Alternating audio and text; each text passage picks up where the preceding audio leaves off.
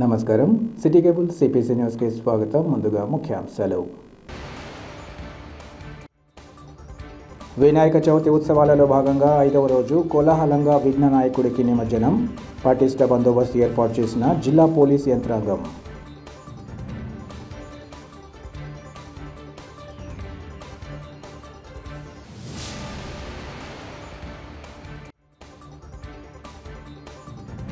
వక్ఫ్ board ఆస్తులపై కేంద్రంలోని BJP ప్రభుత్వం చేస్తున్న కుట్రలను తీవ్రంగా ఖండిస్తున్నాం. రౌండ్ టేబుల్ సమావేశంలో వివిధ ముస్లిం సంఘాల నేతల వెల్లడి.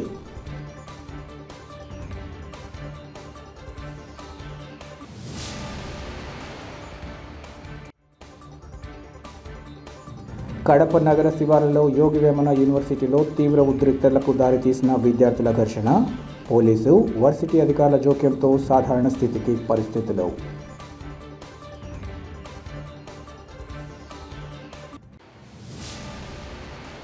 ప్రజలకు అతి తక్కువ ధరలకే పాదరక్షలు అందించాలన్న లక్ష్యంతో కడపలో అజంతా షూ కంపెనీ అవుట్లెట్ ఏర్పాటు చేయడాన్ని స్వాగతిస్తున్నామని జిల్లా కలెక్టర్ శివశంకర్ లోతేటి తెలిపారు.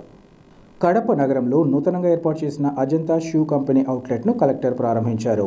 ఈ సందర్భంగా ఆయన మాట్లాడుతూ అజంతా షూ కంపెనీకి విశేష పేరు ప్రఖ్యాతులున్నాయన్నారు. Company chairman Chalapathi leather processing యూనిట్లో కోర్సుతో పాటు పీహెచ్డీ చేసి ఈ రంగంలో విశేష ఖ్యాతిని గడించారన్నారు. చలపతి విజయాలు తమిళనాడులోని రాణిపేటలో పరిశ్రమను ప్రారంభించి తెలుగు రాష్ట్రాల్లో వ్యాపార కార్యక్రమాల్లో కొనసాగుతున్నారన్నారు. ఇప్పటికే విజయవాడలో కంపెనీ అవుట్లెట్ కొనసాగుతుండగా ప్రస్తుతం కడపలో ఏర్పాటు చేయడం అభినందనీయమన్నారు. యూరోపియన్ క్వాలిటీతో అతి తక్కువ ధరలకు విక్రయాలు సాగించడం ఈ కంపెనీ ప్రత్యేకత అన్నారు. అలాగే కడప నగరంలోని కొప్పర్తి పారిశ్రామిక వాడలో కూడా కంపెనీ ఉత్పత్తులను ప్రారంభించేందుకు ముందుకు వస్తే జిల్లా అధికార యంత్రాంగం తరపున తమ సహాయ సహకారాలు అందిస్తామని ఆయన వివరించారు. వీరి వ్యాపార కార్యకలాపాలు దినదినాభివృద్ధి చెందాలని ఆయన ఆకాంక్షించారు. ఈ కార్యక్రమంలో కంపెనీ చైర్మన్ చలపతి, ఆయన సతీమణి విజయ, స్థానిక ప్రముఖులు ప్రభాకర్ రెడ్డి, శకుంతల తదితరులు పాల్గొన్నారు.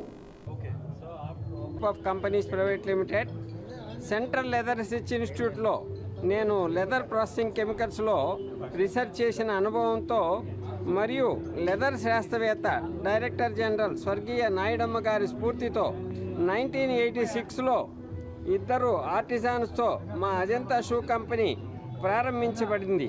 ప్రస్తుతం మా దగ్గర 1500 మంది వర్కర్సు పనిచేస్తున్నారు. 12 లక్షల షూసు మరియు షూ అప్పర్సు జర్మనీకి మరియు ఇతర యూరోపియన్ కంట్రీస్కి ఎగుమతి చేయడం జరుగుతూ ఉంది. పర్యావరణము మరియు వర్కర్స్కు హాని లేని విధంగా సిల్వర్ సర్టిఫైడ్ గ్రీన్ ఫ్యాక్టరీ మరియు ISO 9000 SA 8000 సర్టిఫికేషన్ కలిగిన ఫ్యాక్టరీలో మా ప్రొడక్ట్స్ తయారవుతాయండి. ప్రస్తుతం యూరోప్ ప్రజలకు కాకుండా ఇండియాలో ప్రజలకు కూడా యూరోపియన్ స్టాండర్డ్ నాణ్యత కలిగిన లెదర్ వస్తువులను మరియు ఫుట్వేర్ను సరసమైన ధరలకు అందివ్వడం కోసము చైన్ ఆఫ్ అవుట్లెట్స్ను ప్రారంభించడానికి నిర్ణయించడం జరిగింది. విజయవాడలో మొట్టమొదటి షోరూమ్ ఓపెన్ చేశాము. ఇప్పుడు కడపలో మన కలెక్టర్ గారు హస్తాలతో మరియు విశిష్ట అతిథులు వారు ఆశీర్వాదాలతో ఇప్పుడు మనము కడపలో సెకండ్ షోరూమ్ ఓపెన్ చేశాము. ఇలాంటి షోరూమ్స్ 5 సంవత్సరాల్లో దాదాపు 100 షోరూమ్స్ మన ప్రాంతంలో, మన ఇండియాలో, మన స్టేట్లో ఓపెన్ చేసి మన ఇండియన్ ప్రజలకి, ఇండియన్ సిటిజన్స్ కూడా యూరోపియన్ నాణ్యత కలిగిన ఆ స్టాండర్డ్ చెప్పుల్ని అతి సరసమైన ధరలకి అందివ్వాలని సదుద్దేశంతో మేము మా కంపెనీ మేనేజ్మెంటు స్టాఫు ఉన్నామండి. ధన్యవాదాలు. ఈరోజు వచ్చిన మన కలెక్టర్ గారికి, ఇక్కడ వచ్చిన విశిష్ట అతిథులకి అందరికీ కృతజ్ఞతలు, ధన్యవాదాలండి. Thank you very much for the press for covering. Sir ఇది బ్యాక్ నిద్రలో పట్టేసింది సార్. ఓకే, అందరికీ నమస్కారం. ఈరోజు కడప జిల్లా హెడ్ క్వార్టర్లో అజంతా షూ కంపెనీ వాళ్ళకి సంబంధించిన ఒక రిటైల్ అవుట్లెట్ ఓపెనింగ్ కోసం మా ఇక్కడికి విచ్చేసిన మన రిటైర్డ్ చీఫ్ సెక్రటరీ గారు రామ్ సుబ్బారెడ్డి గారు, అలాగే ప్రభాకర్ రెడ్డి సారు, అలాగే మెయిన్ ఇదంతా కూడా ఒక ఉమెన్ ఎంటర్ప్రెన్యూర్ ఆధ్వర్యంలో ఈ కంపెనీ అంతా కూడా నడుస్తుంది. సో దానికి హెడ్ అయిన విజయ్ గారు and Ajanta shoe company chairperson Chalapathi గారు, అలాగే ఇక్కడ స్థానిక ప్రజాప్రతినిధులు శకుంతల గారు, ఇక్కడ విచ్చేసిన ఇతర పెద్దలందరికీ కూడా నమస్కారం. సో ఇది ఒక మంచి కార్యక్రమం. ఎందుకంటే ఆయన అచీవ్మెంట్స్ కానీ, చలపతి గారు కానీ, విజయ్ గారు కానీ, వైఫ్ అండ్ హస్బెండ్ వాళ్ళు ఈ షూకి సంబంధించి ఒక ఇంట్రెస్ట్తో ఒక సెంట్రల్ లెదర్ ప్రాసెసింగ్ ఇన్స్టిట్యూట్లో కోర్స్ చదివి దాని నుంచి పిహెచ్డి కూడా తీసుకొని ఒక నాయుడమ్మ గారి ఇన్స్పిరేషన్తో ఇక్కడ తమిళనాడులో వెల్లూరు దగ్గర రాణిపేటలో ఒక ఇండస్ట్రీ పెట్టి అక్కడి నుంచి షూస్ తయారు చేసి ఆంధ్రప్రదేశ్లో రిటైల్ అవుట్లెట్స్ అన్నది ప్రారంభించనున్నది ఒక శుభ పరిణామం. అందులో ఆంధ్రప్రదేశ్లో మొట్టమొదటి రిటైల్ అవుట్లెట్ విజయవాడలో పెట్టారు. ఇది సెకండ్ అవుట్లెట్. సో ఇటువంటి అవుట్లెట్స్ మరిన్నిగా మన ఆంధ్రప్రదేశ్ అంతా విస్తృతంగా మీరు పెట్టి ఏదైతే మీరు యూరోపియన్ క్వాలిటీస్ తో చేస్తున్నారో ఇది సామాన్య ప్రజలకు కూడా అందుబాటులో తీసుకొచ్చి ఒక మంచి ధరకి ఒక మంచి క్వాలిటీ ఫుట్వేర్ అందించాలని చెప్పి నేను కోరుతున్నాను. అలాగే కలెక్టర్గా మా వైపు నుంచి మనకి ఇక్కడ ఏంటంటే కొప్పర్తిలో ఒక మంచి ఇండస్ట్రియల్ ఒక 6,300 ఏకర్స్ తోటి ఒక మంచి ల్యాండ్ ఉంది.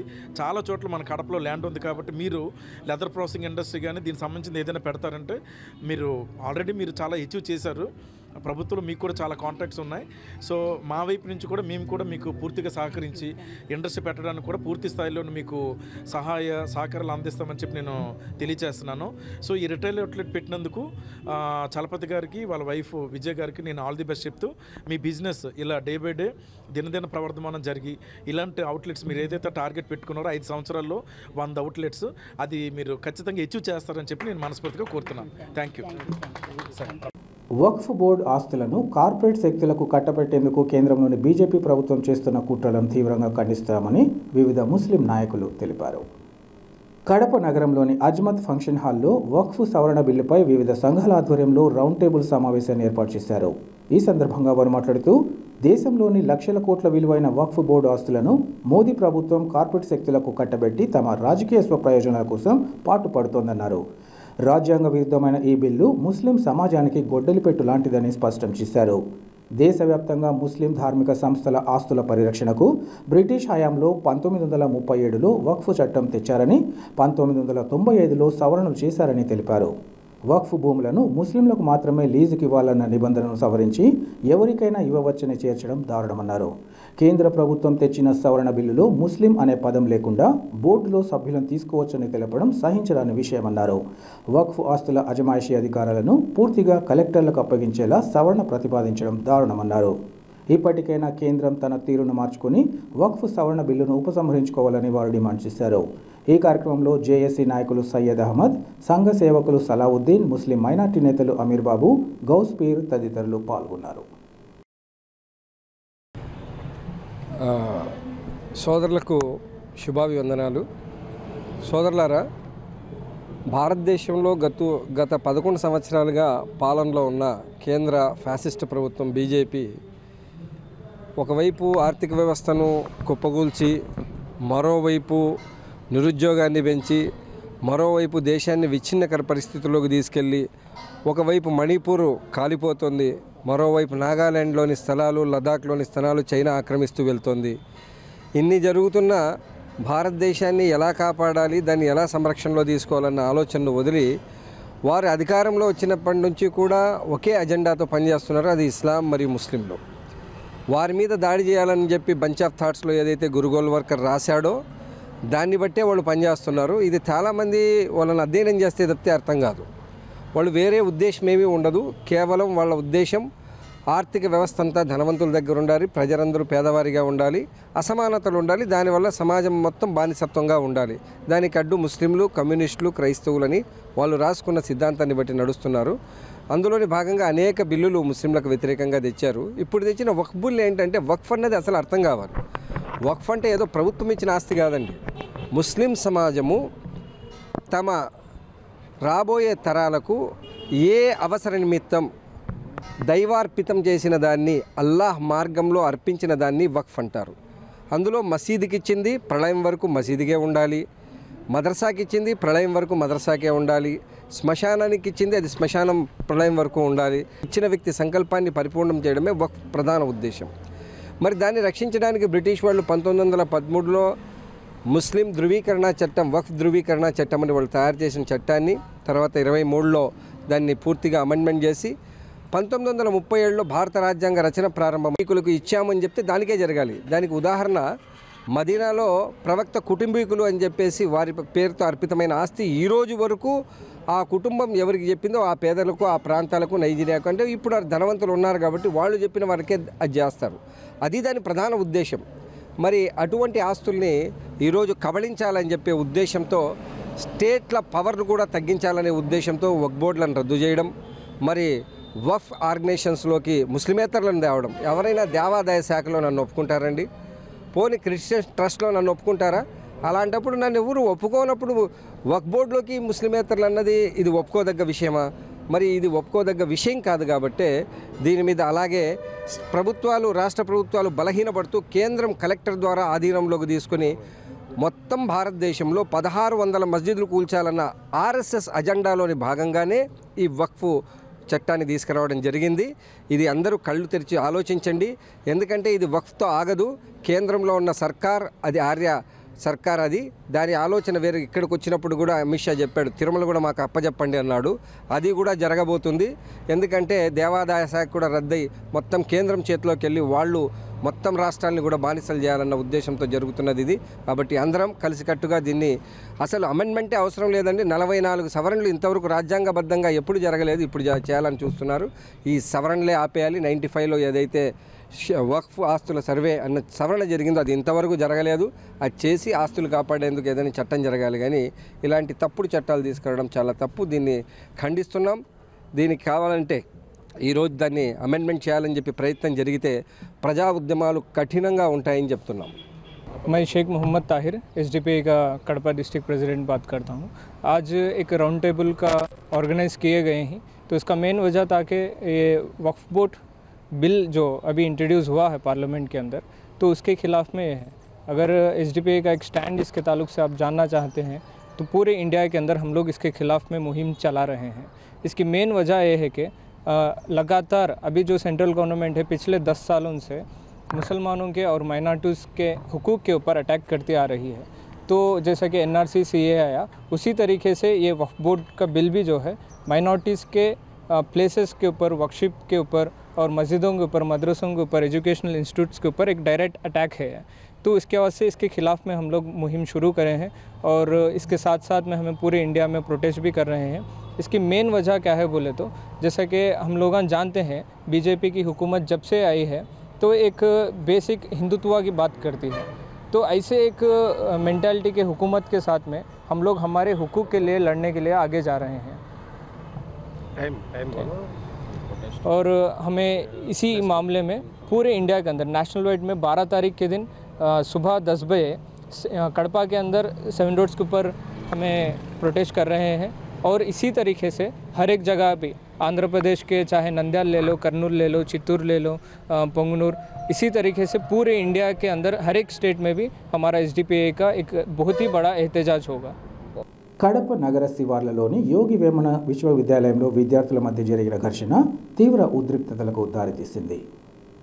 ఇటీవల చోటు చేసుకున్న కొన్ని సంఘటనలను దృష్టిలో ఉంచుకొని యూనివర్సిటీ ఇంటిగ్రేటెడ్ కోర్సు విద్యార్థిని మైక్రోబయాలజీ విద్యార్థులు తీవ్రంగా కొట్టినట్లు తెలుస్తోంది. దీంతో దెబ్బలు తిన్న విద్యార్థి తమ స్వగ్రామం నుంచి పలువురిని పిలిపించడంతో తీవ్ర ఉద్రిక్తత పరిస్థితులు నెలకొన్నాయి. ఇంటిగ్రేటెడ్ కోర్సు చదువుతున్న విద్యార్థి సంబంధికులు దాడి చేసే సందర్భంలో ప్రత్యర్థులు యూనివర్సిటీ గెస్ట్ హౌస్లోకి వెళ్లి తల దాచుకున్నట్లు సమాచారం. దీంతో కోపోద్రిక్తులైన యువతలి వర్గం వారు గెస్ట్ హౌస్ భవనాల అద్దాల ధ్వంసం చేశారు. ఈ విషయంగా సమాచారం అందుకున్న సిఐ చలెందుర తన సిబ్బందితో హుటాహుటిన యూనివర్సిటీకి చేరుకుని ఇరు వర్గాలను పిలిపించి మాట్లాడారు.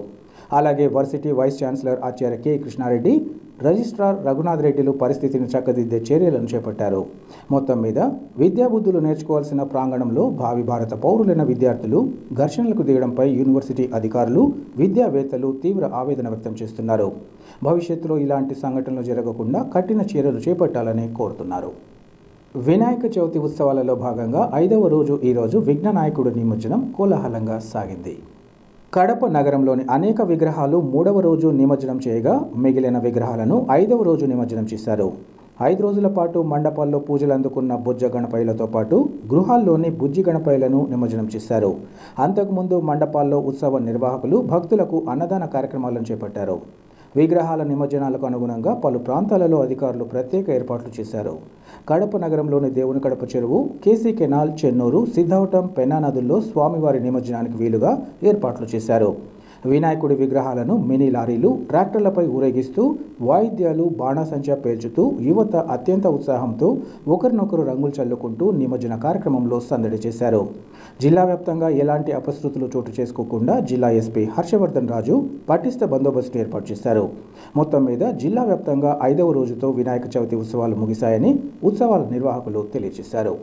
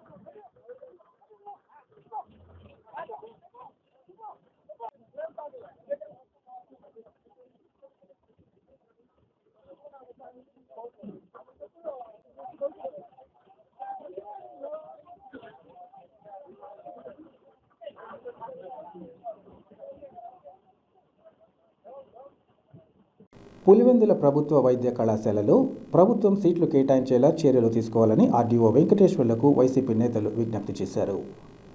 అనంతరం వైఎస్ఆర్సీపీ పులివెందుల పట్టణ మాజీ అధ్యక్షులు గంగాధర్ రెడ్డి, వరప్రసాదులు మాట్లాడుతూ ఆంధ్రప్రదేశ్ రాష్ట్ర ప్రభుత్వం పులివెందుల ప్రాంతంపై కక్షపూరిత వైఖరితో అవలంబించి జాతీయ వైద్య విద్యా మండలి వారికి ఇవ్వవలసిన అండర్టేకింగ్ లెటర్ ఇవ్వకుండా ఈ ప్రభుత్వ కళాశాలను నిర్వీర్యం చేయాలనే ఉద్దేశంతో ప్రైవేటు పరం చేయాలనే లక్ష్యంతో అండర్టేకింగ్ లెటర్ ఇవ్వలేమని జాతీయ వైద్య విద్యా మండలి వారికి రాతపూర్వకంగా సమాధానం ఇవ్వడం జరిగిందన్నారు.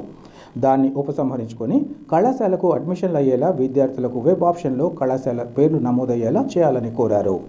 పులివెందుల ప్రాంతంపై ఉన్న పక్షపాత వైఖరి వల్ల ఇప్పటికే మొదటి, 2వ విడతల వైద్య విద్యా ప్రవేశాల కౌన్సిలింగ్ సంబంధించిన కళాశాలల జాబితాలో పులివెందుల కళాశాల పేరు లేకపోవడం చాలా బాధాకరమన్నారు. అయితే ఇప్పటికైనా ప్రాంతీయ అసమానతలు, భేద భావజాలన, కక్షపూరిత వైఖరి విడనాడి పులివెందుల ప్రాంత ప్రజలను, విద్యార్థులను, కళాశాల సిబ్బంది భవిష్యత్తును దృష్టిలో ఉంచుకొని కళాశాలను ప్రైవేట్ పరం చేయకుండా జరగబోయే 3వ విడత జాబితాలో అయినా పులివెందుల కళాశాలకు ప్రభుత్వం సీట్లు మంజూరయ్యే విధంగా ప్రభుత్వం అన్ని రకాలుగా చర్యలు తీసుకొని పులివెందుల సొంత ప్రజలకు మెరుగైన విద్య, వైద్యం, ఉపాధి కల్పించే కీలకమైన వైద్య కళాశాలకు మంజూరయ్యేలా కృషి చేయాలని కోరారు. అనంతరం ఆర్డీఓ వెంకటేశ్వర్లు మాట్లాడుతూ వీరు తెలిపిన వివరాలను ఉన్నత స్థాయి అధికారులకు తెలియజేస్తామని తెలిపారు. ఈ కార్యక్రమంలో municipal councillor Kishore, municipal council cooption సభ్యులు చంద్రమౌళి, వైఎస్ఆర్సీపీ నాయకులు కొండయ్య, జగదీష్ రెడ్డి, మాసూం బాషా, ఖాదర్ బాషా తదితరులు పాల్గొన్నారు. వార్తలు ముగించే ముందు ముఖ్యాంశాలు మరోసారి. వినాయక చవితి ఉత్సవాలలో భాగంగా 5వ రోజు కోలాహలంగా విఘ్న నాయకుడికి నిమజ్జనం, పటిష్ట బందోబస్తు ఏర్పాటు చేసిన జిల్లా పోలీస్ యంత్రాంగం.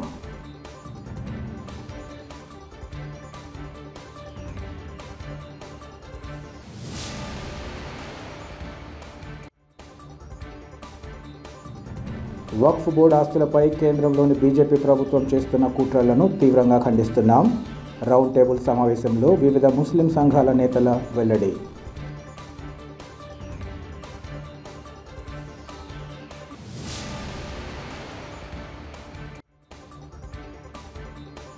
కడప నగర శివారులో యోగి వేమన యూనివర్సిటీలో తీవ్ర ఉద్రిక్తతలకు దారితీసిన విద్యార్థుల ఘర్షణ. పోలీసు, వర్సిటీ అధికారుల జోక్యంతో సాధారణ స్థితికి పరిస్థితులు.